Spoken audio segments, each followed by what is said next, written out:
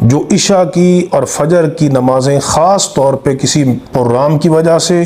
کسی خوشی غمی کی وجہ سے چھوڑ دیں، نبی کریم علیہ السلام کا ارشاد گرامی ہے، یہ صحیح مسلم میرے ہاتھ میں موجود ہے، سرکار دو عالم علیہ السلام نے ارشاد فرمایا، حدیث نمبر 1482 ہے، حضرت ابو ہریرہ رضی اللہ تعالیٰ عنہ روایت کرتے ہیں کہ سرکار دو عالم علیہ السلام نے فرمایا، ان اثقل صلاۃ علی المنافقین صلاۃ العشاء و صلاۃ الفجر،